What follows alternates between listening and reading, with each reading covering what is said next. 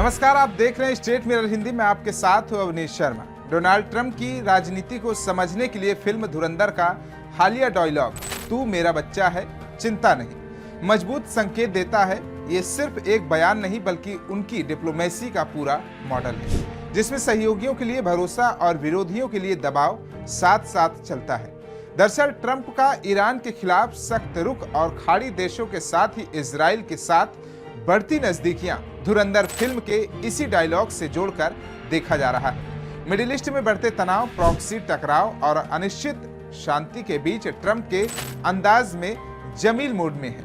वो बताता है कि वैश्विक राजनीति अब सिर्फ ताकत का खेल नहीं बल्कि इमोशन और स्ट्रेटेजिक कंट्रोल का घालमेल है। यही वजह है कि ये पूरा समीकरण न युद्ध न शांति की स्थिति में फंसा हुआ नजर आता है।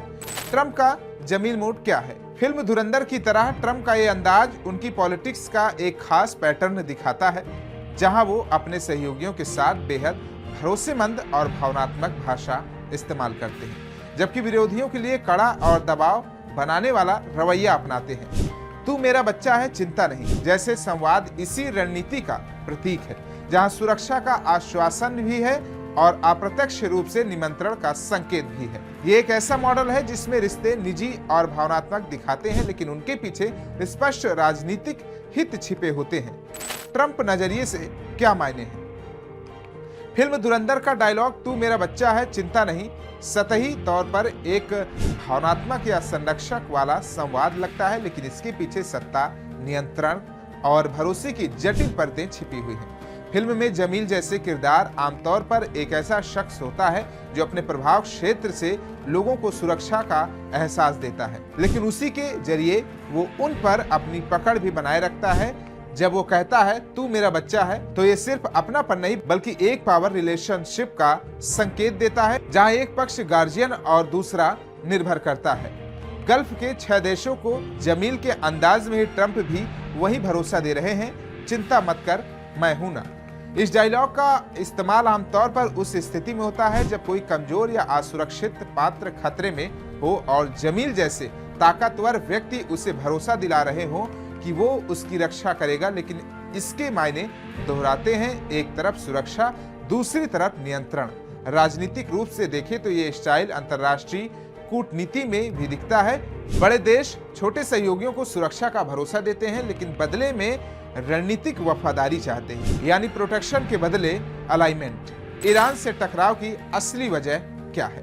ट्रंप और ईरान के बीच टकराव की जड़ उनकी सख्त नीतियों में है, जो 3 मुख्य स्तंभों पर आधारित है: न्यूक्लियर डील से बाहर निकलना, अधिकतम आर्थिक दबाव बनाना और क्षेत्रीय स्तर पर ईरान को अलग थलग करना। इस रणनीति का मकसद सिर्फ दबाव बनाना नहीं बल्कि ईरान को ऐसी स्थिति में लाना था जहां वो अमेरिका की शर्तों पर बातचीत के लिए मजबूर हो जाए।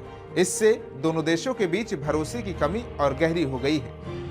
जीसीसी देशों से नजदीकी क्यों अहम है? खाड़ी के 6 देशों के साथ मजबूत संबंध ट्रंप की रणनीति का अहम हिस्सा है। ये देश ऊर्जा संसाधनों, हथियारों के सौदों पर क्षेत्रीय संतुलन के लिहाज से बेहद जरूरी है। इनके साथ नजदीकी बनाकर अमेरिका न सिर्फ अपनी आर्थिक और सुरक्षा जरूरतें पूरी करता है बल्कि ईरान के प्रभाव को भी सीमित करने की कोशिश करता है। इजराइल इस गेम का पावर सेंटर कैसे बना?